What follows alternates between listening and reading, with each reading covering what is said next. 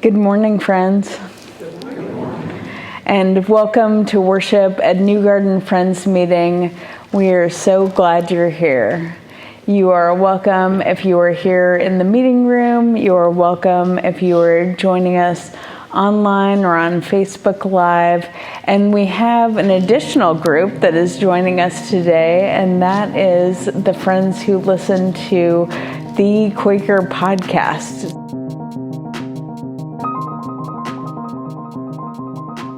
Thee Quaker Podcast. Story, spirit, sound. I'm Jon Watts. I'm Georgia Sparling. Hi, Georgia. Hi, John.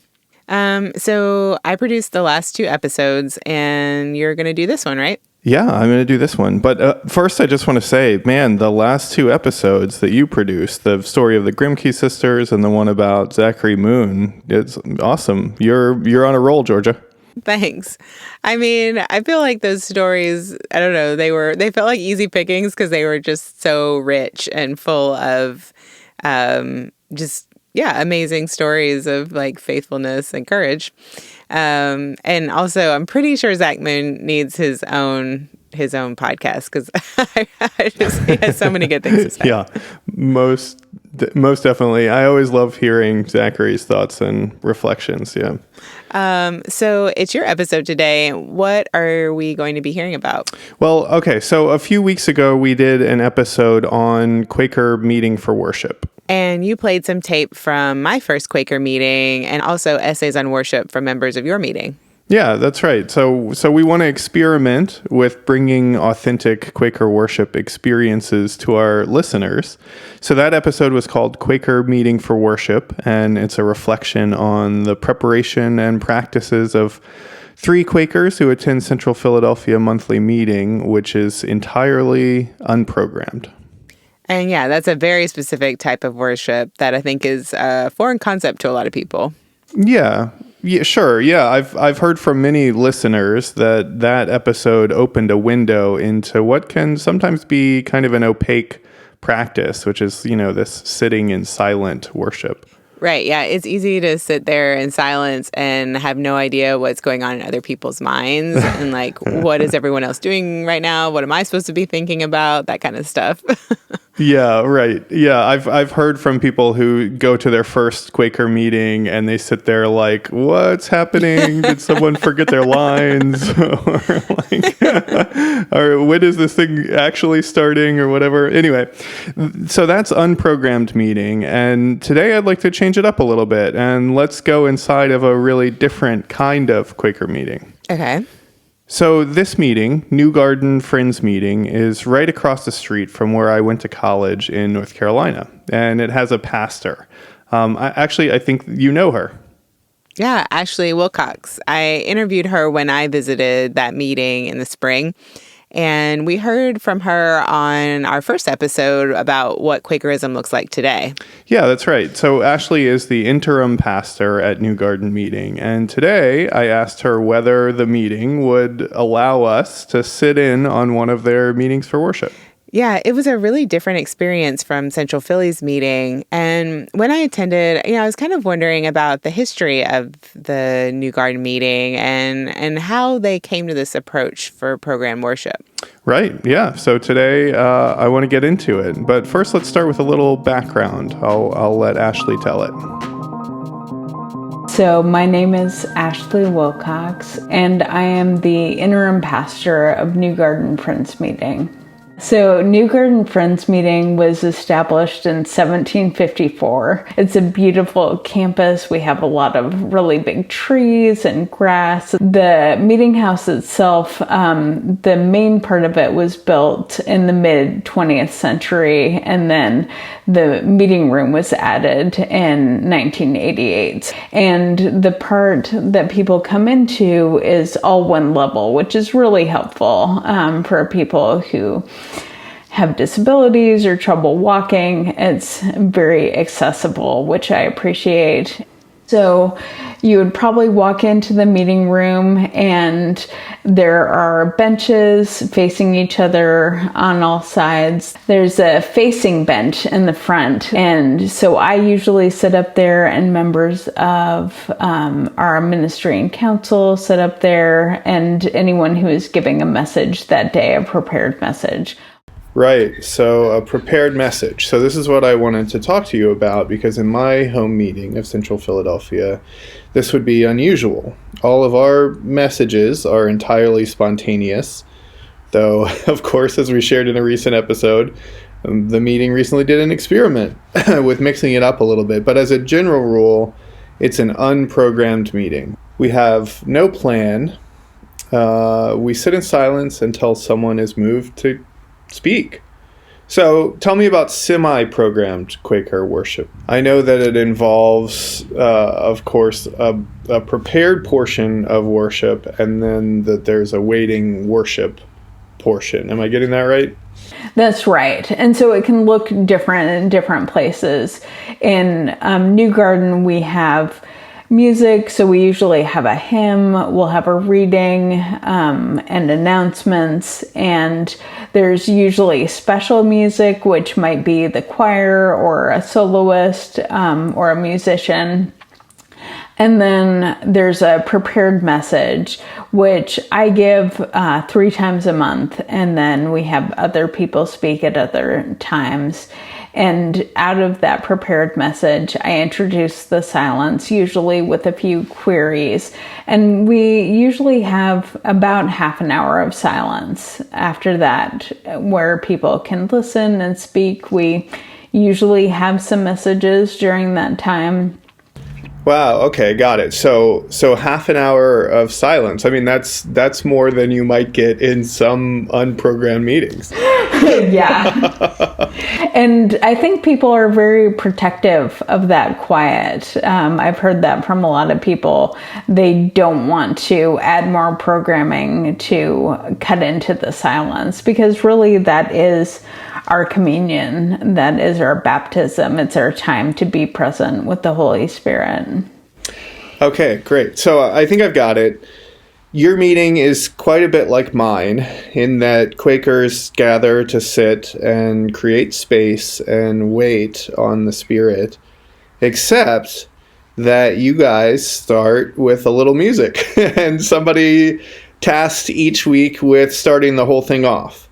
And that's normally you, Ashley, the pastor, but something that struck me about what you said was that it's not always you.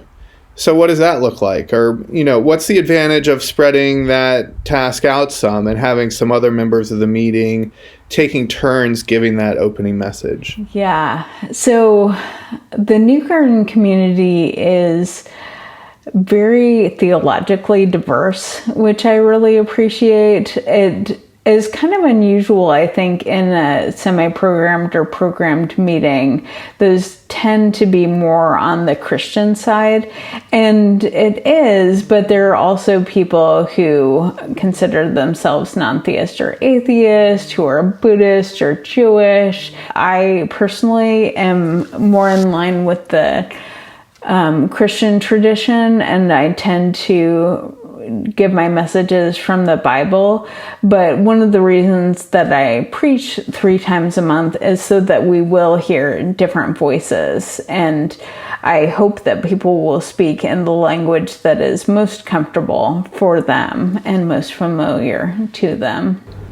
Okay, so I'm going to ask you the same question that I asked members of my meeting in our episode on Quaker worship, which is, what does your preparation look like?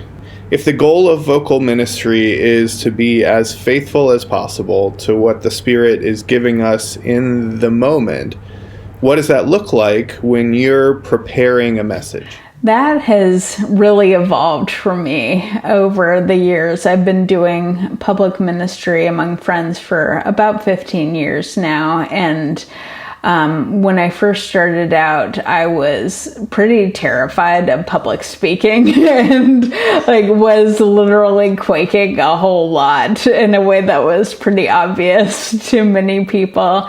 And I think with experience and with practice, I don't have that as much anymore. But I always try to wait until I feel a leading of the Spirit to speak, and to go in with the expectation that I may not have a message that day. Even with all the preparation that I do, I may not give a message that day, or it may be a different message than the one that I prepared. I love preaching at this point. It makes me really happy, makes me feel good. I feel so present in the moment when I'm doing that. And I love being able to see people's faces when I'm giving a message and seeing what lands with them, what is surprising. This is a meeting that really likes to laugh. And so I'm surprised what they find funny, and that is fun for me. And I will find myself going in different directions than I anticipated. I don't write out manuscripts for my messages. I write in bullet points, which gives me some more flexibility if I want to go in a different direction than I had planned. After the break, Ashley shares her message. Hi, Naveed. Thanks so much for talking with me today. Hi, Georgia. Thank you so much for having me on. Naveed is one of our board members, and I recently called him up and asked him this question. What do you think is the role or potential for Quakers engaging in 21st century media? I love this question, Georgia.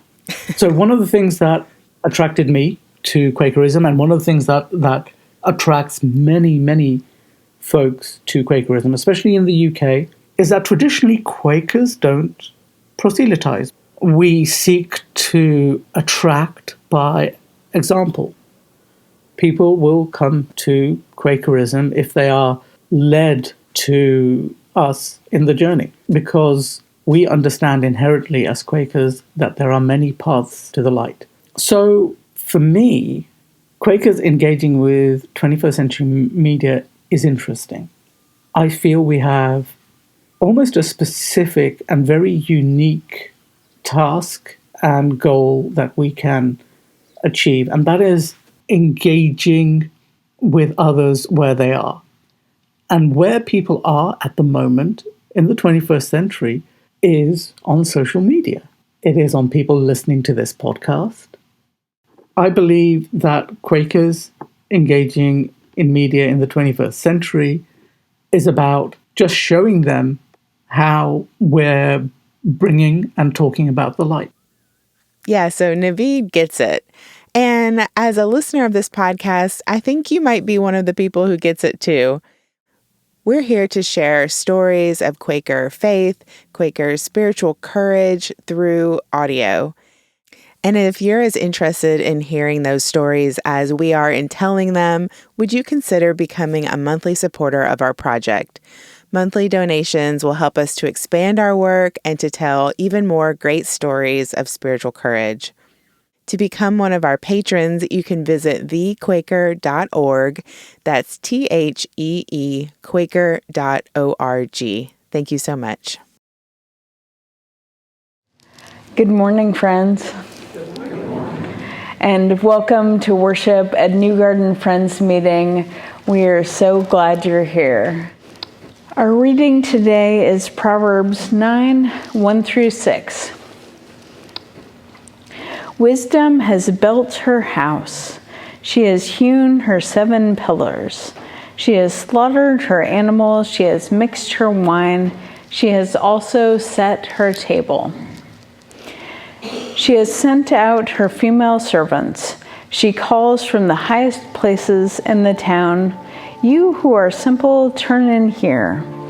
To those without sense, she says, "Come, eat of my bread and drink of the wine I have mixed.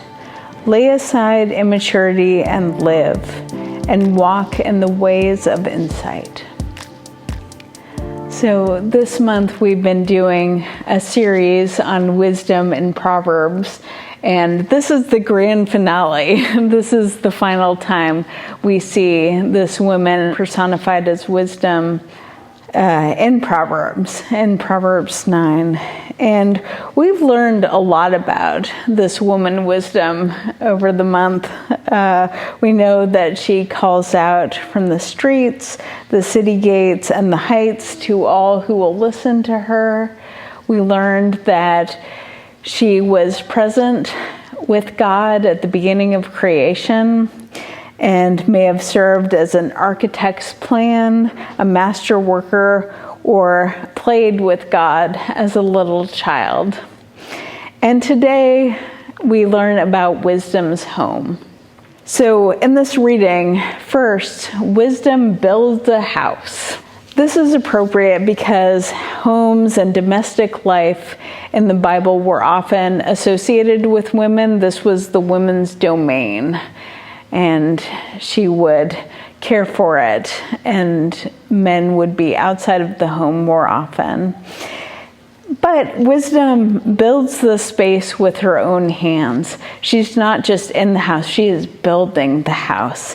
The passage says she has hewn her 7 pillars. And so these pillars may be like these mythic pillars of the earth that we've heard about. And those pillars were the mountains that held up the sky. So in creation, these pillars were created and wisdom was there. And then she builds these pillars in her own house too. And so we see that her house is a smaller version of all of creation, that she was there when the world was created, and she creates her own house in the image of that creation. And next, wisdom prepares a feast. She knows that providing food and wine will help her convince those she is inviting into her home of her wisdom. And my partner and I this week had some guests over, and we've kind of gotten out of the habit of that, of having dinner parties. And so we were preparing our home for these guests, and we were talking about how we want to do this more. And once we get into the habit of it, we prepare the food, we prepared some wine, and we invited the guests into our home.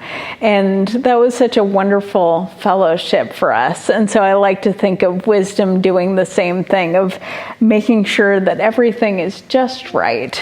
She herself set the table, putting everything in place, and wants to welcome these guests. And after building the entire house, she attends to every detail within it. And I think there is wisdom in this kind of hospitality, in this joyful sharing of food and drink and bringing people in for conversation.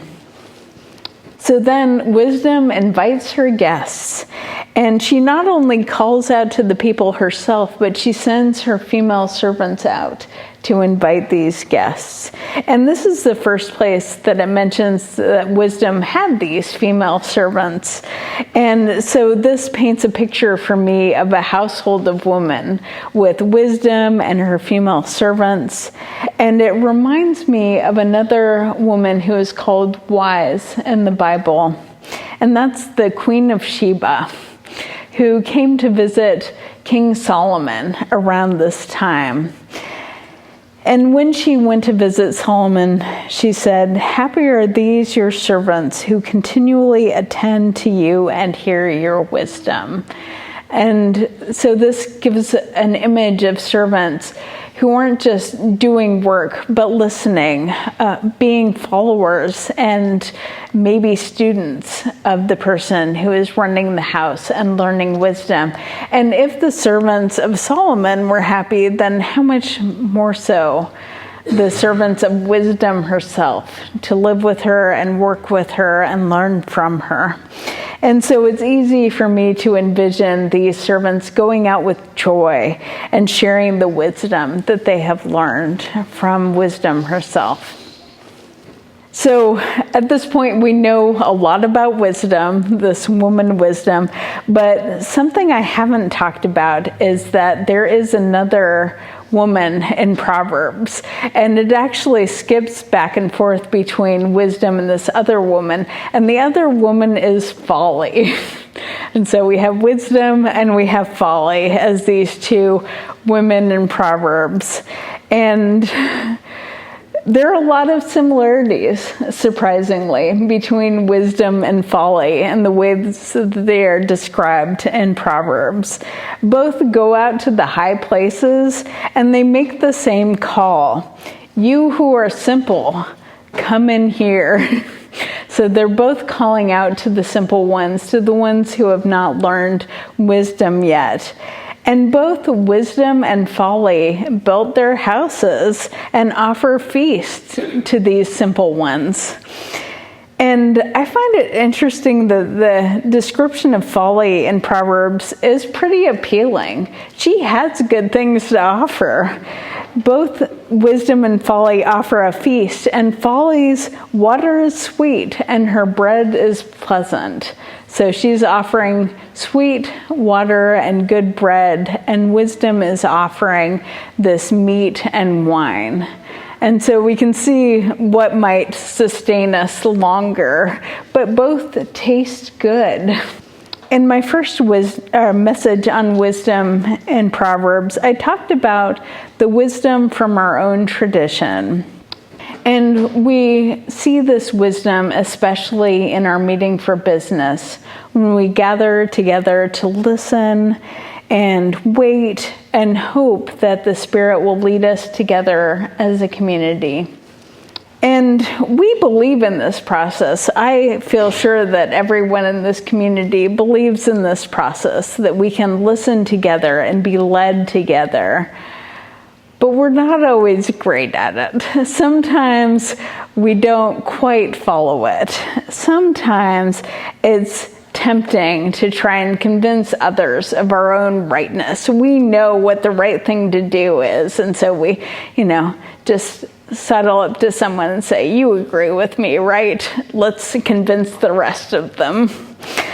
And that can feel really good, especially when something's approved and you just feel so right. It feels good. But that's not what the wisdom of our tradition teaches us. The wisdom of our tradition gives us meat and good things to drink that will sustain us longer than that sensation of being right in the moment. And this choice between wisdom and folly is one that we all get to make. Everyone gets to choose. And we don't just choose once. We choose at every step. We get to choose over and over again. And so if we choose folly, we have another opportunity to choose wisdom the next time. And the reading also makes it clear that when a person chooses wisdom, that involves giving something up. It's not just getting things, but it's also having to say no to things. The wisdom tells the simple ones that they must lay aside immaturity. And those who choose wisdom will start on the path to walk in the ways of insight. So this is a path. This is ongoing. This is something that we follow. And as I was sitting here, I was thinking about how hard it is to suggest giving things up right now in this season of loss. In this time when we have lost so many in this community, we have so many memorials, and it's not just the people that we are losing, but their wisdom and the things that they knew. We've had people who have been doing things for this meeting for decades, and we find that when they're gone, we're not sure what to do. We don't know how to do the things that they did, and so we have to build our own house again. And we're so fortunate to have had these people. And so I hear wisdom now calling to us and saying that we're the ones who are following in this tradition. We're the ones who embody this wisdom for those who are coming up, those who are going forward. And it is time for us to live into this wisdom in our own house.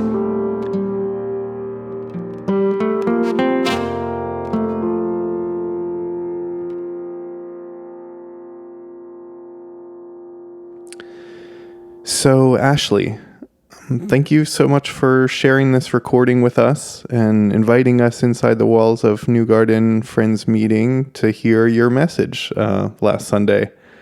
I wonder if we could just do a quick debrief here. How do you feel like it went? I think it went really well, and it was an interesting experience for me. I usually have most of the message by Thursday, and I have it written out, and I know I can go off track if need be, but I'm pretty set. And with this message, I didn't have all of it by Thursday. I had the bones of it, but it was shorter than usual, and I knew there were pieces missing. And I was like, okay, well, we'll just see what happens. So it turned out that there were pieces that I needed that hadn't happened yet. And I found that as I was sitting in worship before giving the message and while I was giving it. And one of those is that my partner and I had guests over for dinner on Friday night, and it was just a great time. And giving this message about hospitality and preparing the food and laying the table felt really right after having just done that myself. So that was the first piece. And the second piece, which is really hard, is that Eden Grace passed away on Saturday. And I know you know this is just such a huge loss for friends and for many of us very personally. And so I've been grieving that, and in the context of what's happening in New Garden Friends Meeting, I've been there for about 9 months now, and we've had 10 memorials. It's just been so many deaths and so many people who are central to the meeting there. And so I'm grieving, people there are grieving the loss of family members and old friends. And it's just been a really hard season of loss. And so when I was thinking about the piece of the message about having to give things up when you choose wisdom, I was just thinking, like, how can I ask these people to give anything else up? We have already lost so much. And then it just came to me in that moment of how when we lose these people who have done such important things, like, we don't know how to do those things, and we need to step up, that it is a call to us to find the ways to go forward and to be true to this tradition. And so that was so meaningful for me in that moment. And I could tell it was really meaningful for folks in the meeting as well. I felt really in the moment when I was giving this message. I was connecting with people who were facing me and people who know me, and now some of them who know my partner. And so when I mentioned him, I could see their faces of like smiling when they heard about him and us. And then when I talked about the losses, I was looking at the people who had lost folks very recently and feeling that in my body, that sensation of grief in my chest and of us being in that together. And so I think when I really feel led, I have this kind of looseness that I don't always have of being able to respond in the moment. And I felt that on Sunday of whatever I said would be the right thing, and that I could go off script and that I would be held in that moment, and that we would settle into worship after that. And we had, I think, a good 35 minutes of open worship after I gave the message, and there were 3 messages out of the open worship, which is a really nice amount for that kind of space. There were spaces between the messages, and I could just feel people going deep, and that I got to have that experience of worship with them. Ashley, I want to thank you so much for joining us in this experience and sharing, this delicate, intimate practice of vocal ministry with our listeners. It's been really meaningful for me. Thank you so much for inviting me to do this. It's been wonderful.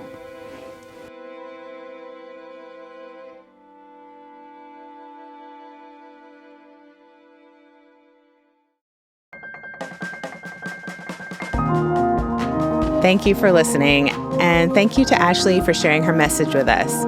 We'd love to hear your thoughts on this episode. To share those, you can go to QuakerPodcast.com and leave a comment on this episode's show page. While you're there, you can also download a transcript from this episode that's complete with discussion questions. And you can find out how to subscribe to the show if you haven't already. This episode was produced by Jon Watts and me, Georgia Sparling. Jon wrote the music for this episode. The Quaker Podcast is part of Thee Quaker Project, a Quaker media organization with a focus on lifting up voices of spiritual courage and giving Quakers a platform in 21st century media. If you want to support our work, please consider becoming a monthly supporter.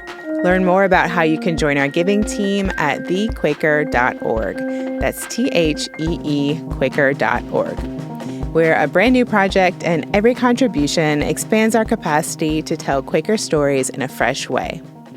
Before we go, I wanted to share one more thing. We were looking at our Apple Podcast reviews and saw that we actually have some. So thank you so much if you're one of the people who has left a comment. We wanted to share one of those. So today I picked from username Goody in LA, who says, "I came to learn more about Friends, curious from the outside, and this show does not disappoint. This is wonderful to listen to, and I can't wait for more. Thanks to you both for sharing your voice." Well, thank you for such a nice review. If you too are listening on a podcast app like Apple Podcasts, you can leave a review as well. Click on our show logo and then scroll past recent episodes until you get to the rate and review section, where you can share what you like about the show and how you found us. So again, thank you for listening. We're taking a break next week, but then we'll be back the following Wednesday with a brand new episode.